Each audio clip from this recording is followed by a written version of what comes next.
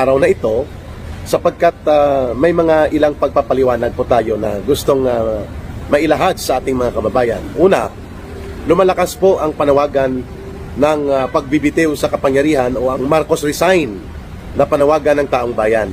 Nagsimula po ito last year kung saan nailunsad po ang Marcos Alis Jan movement. Kasama po si Ka Eric dito, ilang sektor pa lamang yun at ilang grupo lang ang sumama. Na alala ko sa Quezon City po ito inilunsad, no? Maraming mga personalidad dyan, kagaya nila Kaado Paglinawan, sina Congressman Jing Paras, mga grupo po ng Inday Cares, yung Sambayanan, yung mga sectoral organizations po na binubuo namin ng mga kagaya ko na nanggaling po sa kilusan dati ng CPP, NPA, NDF. At ang naging panawagan na yon ay dahil hindi pa sumasambulat ang 1 trillion pesos na iskandalo ng pandarambong at pagnanakaw at napakamalubhang korupsyon sa ilalim ni Marcos Jr. Sinimulan po yung panawagan ng Marcos Alis Jan at na Marcos resign dahil doon sa kanyang mga ginagawa na puro na lamang politika ang ginagamit niya at wala pong patutunguhan ang direksyon ng gobyerno. Mapang-abuso at walang damdamin sa taong bayan at hindi nakikita ang tunay na tamang pagbibigay ng programa sa taong bayan. Lumalaganap ang problema sa kahirapan, kagutuman, trabaho, at marami pang issue na hindi natutugunan. Hindi pa sumasambulat last year ng todo-todo ang iskandalo ng pangungurakot sa pondo na naganap dito kay Marcos Jr. na administrasyon at nakita na rin kung paano mag-abuso ang kanyang pinsan na si Martin Romualdez, no? Nobody believed that the Marcos resign will develop into a movement, no? Naging isang kilusan po ang Marcos resign. At ito po ay nagbigay ng malawak na reaksyon sa taong bayan. Sa Mutsari ang naging tugon ng iba ay nagsasabi na napakaaga pa para ipanawagan daw ang Marcos resign. At ganon din itong mga panawagan noon na bigyan siya ng pagkakataon. At sumambulat nga, no, ang iskandalo ng pagbibiyak nila ng political alliance nila dito sa tinatawag na Uniteam at inatake na ni Marcos ang Duterte political camp upang mapagtakpan ang kanyang mga kapalpakan sa gobyerno.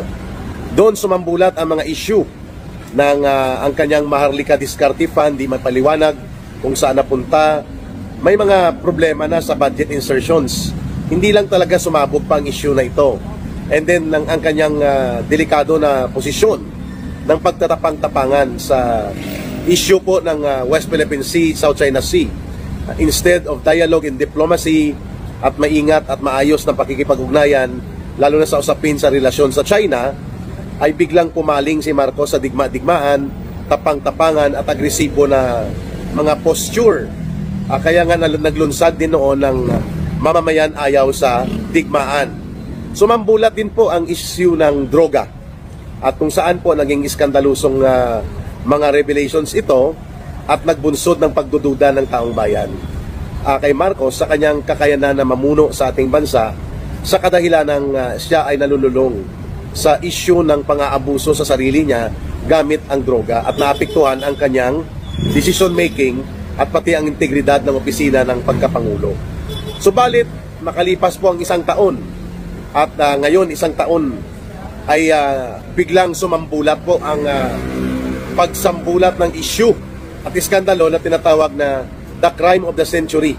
Ito pong 1 trillion pesos na flood control na biglang sumambulat at ngayon ay nakita ng taong bayan na isa pala itong malaking iskandalo at sa kadahilan ng ito ay nagkaroon ng malawakang pagkilos at mga protesta ang mamamayan. Ngayon, noong September 21, bagamat iba-iba ang kulay, iba-iba ang mga persuasions, iba-iba ang antas ng panawagan, subalit dumagundong po ang panawagang Marcos resign now sapagkat naipakita at na tinatanggap ng taong bayan na ang pananagutan sa malalang isyu ng korupsyon, systematic plunder and massive na pagpapatupad ng pagnanakaw sa gobyerno na ginagawa nila Martin Romualdez, Saldico at mga aliporis nila, walang ibang arkitekto at punong salarin nito, kundi si Marcos mismo. At kaya nga, tuloy-tuloy ang pagkagalit ng mamamayan. A year after na ipinanawagan po ang Marcos Resign, a year after na inilunsad po ang Marcos Alis Dyan, ngayon ay nagkaroon na ng tinatawag na political traction. Ang pagdevelop o ang namumuong social movement, pagkilos ng tao, ay hindi na po mapipigilan. Every Friday po ang mga malalaking universidad all over the country, hindi lang sa Metro Manila, nagkakaroon ng mga Black Friday protest, walkout at noise barrage ang mga kabataan. At maraming sektor na po ang sumasama. Even ang lahat ng mga pagkakataon na may pagtitipon-tipon ang mga mamamayan, hindi mapigilan po na magkaroon ng panawagan ng Marcos Resign. Ayan. At marahil, nakita na po ninyo na ang iba't ibang sektor cutting across sa demographics ng edad ay malakas po ang panawagan na magkaroon nito. At kung kaya, sa ngayon po ay tinitingnan natin na ang sitwasyon ito ay pwede pong sumambulat sa malaking daluyong ng pagkakaroon ng mas malaki pang mga pagkilos ng taong bayan. Ito ang dahilan kung bakit sa paligid po ngayon ng Metro Manila, sa mga pangunahing lungsod at pangunahing mga area, ay nagkakaroon ng iba't ibang forma din ng mga pagkilos. No? Noong nakaraang linggo, 3 malalaking universidad po ang lumabas upang kundinahin ang mga estudyante at mga guro na nagsama-sama upang ikundina ang tinatawag nilang malawakang korupsyon at pandarambong. Nagkaroon po ng mass walkout sa mga universidad ng UP Diliman, Polytechnic University of the Philippines, University of Santo Tomas, din sinundan po ng pag-walkout ng kabataan sa area po ng Lasal, sa area po ng Ateneo. And next week may ganun pong mga pagkilos din, pati po ang mga guro at mga kawani ng mga paaralan sumasama na po sa ganitong mga sitwasyon ng pagkapukaw ng mga mamamayan. Even ang UAAP, ang University Athletic Association of the Philippines, na nagkakaroon na rin ngayon ng mga events, ay ipinapanawagan po itong panawagan na mga kurap at mga kurakot ikulong na. This is a big challenge now on the government of Marcos Jr.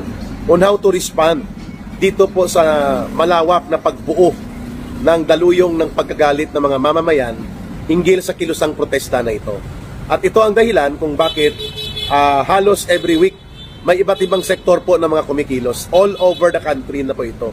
And again, noong September 21, ang estimated po na nag-participate sa pambansang pagkilos na yon ay umabot ng hindi po bababa sa mga 1 million na katao ang aktibong lumahok sa mga pagkilos sa lansangan sa paligid po nito. At even abroad, ang mga Filipino communities po ay nananawagan din ng Marcos Resign. At nakita natin sa Europe, sa Estados Unidos, and even po sa Japan, sa mga Asian countries na may mga Filipino groups po, ay may mga pagtitipon-tipon. In fact, naimbitahan ako sa Japan, hindi lang po ako nakahabol sa visa application, ng malaking pagtitipon ng mga Filipino communities. At even sa New York, sa Chicago, sa California po, across many states sa Estados Unidos, patuloy po ang paglawak nitong panawagan ng Marcos Resign. At ngayon, nakikita natin na hindi na lamang po mga traditional sectors ng taong simbahan, Roman Catholic Church ang nagpa-participate. There are also spontaneous call for people to condemn in their own little way itong tinatawag na massive monumental restoration of corruption and plunder in government. At mayroon na rin po tayong naririnig na pati ang mga government employees ay nagbabalak na rin po na mag-walk out, mag-participate sa mga noise barrage at gumamit po ng kanilang demokratikong karapatan upang mag-ambag sa panawagan na dapat tapusin at habulin ang mga sangkot sa korupsyon, papanagutin sila. Ito po ay mga tinatawag nating qualitative leap, no? Pag-angat po ito ng antas ng pagkamulat ng mamamayang Pilipino na hindi na po mapipigilan. There is a very clear, undeniable national awakening hinggil sa pagkagalit at pagkamuhi ng mga mamamayan sa pagkakaroon po ng issue ng korupsyon at ng issue ng malawakang pagnanakaw at pandarambong sa pundo ng mamamayan. Mantakin po ninyo 1 trillion pesos ito sa flood control project pa lamang. May mga nabubulgar na rin na mga korupsyon sa tinatawag na farm to pocket road Ito yung mga farm-to-market road na pinagkakitaan at naging ghost projects.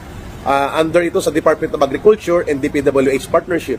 Mga school buildings na pinaghahanap ng taong bayan kung nasaan na ito. So talaga pong talamak at malawak ang issue ng korupsyon at pandarambong sa ating bayan. At ito po ay malaking challenge kay Marcos Jr. to prove na siya ay hindi mastermind nito. At siya ay may gustong gawin, no? Sapagkat lumalabas ngayon na si Saldico, kahit ito ay nasa abroad, buhay hari at parang sadyang pinatakas at hindi naman kinakansila ang kanyang passport. Hindi siya ginagawa ng hakbang na pabilisin ang pag-custody sa kanya ng Philippine government. Nang sa ganun po, maibulgar at mailahad ang buong arkitekto ng malawak na pandarambong at pagnanakaw na nangyari sa kabanang bayan under the present administration. Alam niyo po ba na mayroon ding mga sumasabog ngayon na issue na ang mga contractors na napangalanan pala ni Pangulong Marcos Jr. ay mga kontraktor din ng kanyang anak doon sa Ilocos Norte.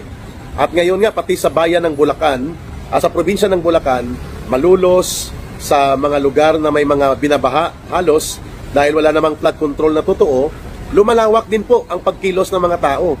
Nakita po natin ang provincial government sa Bulacan ay nilusob nung nakaraang Biyernes ng mga mamamayan mula sa iba't ibang barangay at mga karatig munisipyo malapit sa Malolos Provincial Capitol.